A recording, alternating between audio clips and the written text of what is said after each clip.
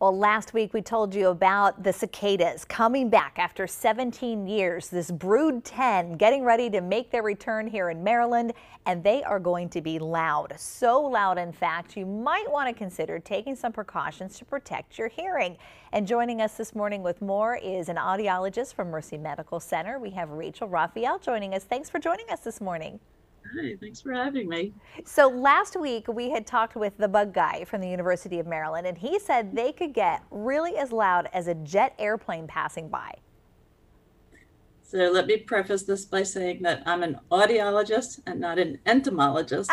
It means I know a lot more about hearing than I do about bugs.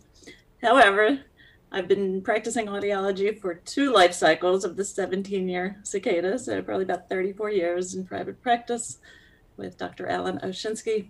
So yes, I can speak on the loudness and the damage that they could potentially cause, not so much about the bugs. Well, that's okay. That's what we're talking about anyway. We're talking about how loud they're going to be, and we're talking, decibel loud. So like what, about 80 to 90 decibels?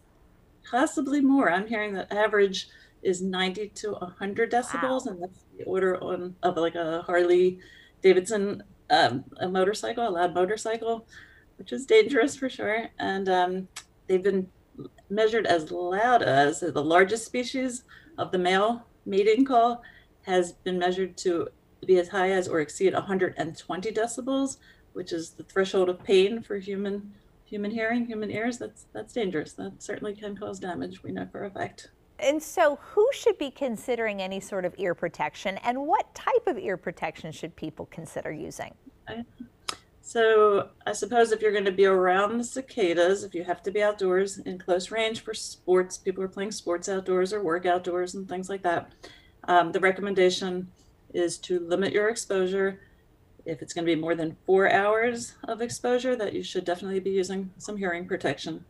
You always have the choice to distance yourself, go inside, but so there's simple hearing protection. For instance, just little earplugs. These are very inexpensive. These are little roll-up buds that go in your ear and swell up, and they will keep it safer so that you can be in that environment that much longer. It all comes down to OSHA regulations, OSHA guidelines that say the louder the exposure should be, the shorter the duration. So you said you've been in practice for 2 iterations of these 17-year cicadas. So have you ever actually treated anyone who's had hearing damage because of them? Yeah, I don't think the last round was so terribly loud. I don't really remember it. I remember it more from my childhood on the playground, where I was not afraid of them then, but now I'm terribly afraid. They're creepy and disgusting.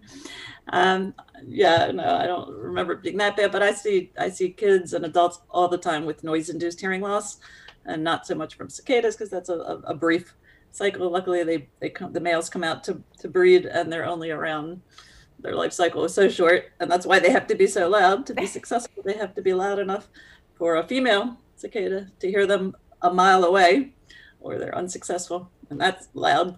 I'm impressed with your cicada knowledge, by the way. You may be an audiologist, but you got it down. It's fascinating how loud they are. And they have mechanisms so that they don't hurt their own hearing, because their mating call is so loud. You know, I didn't even think about that. What a good point. Isn't that funny? Yeah. They need to protect themselves. And the females aren't as loud, fortunately. It's much like my husband's snoring. He's the loud one. The women aren't quite as loud. Boy, isn't that the truth? Boy, you're very entertaining this morning. Thank you so much for joining us, and informative. Really appreciate you spending your time with us today. Take care. Thanks.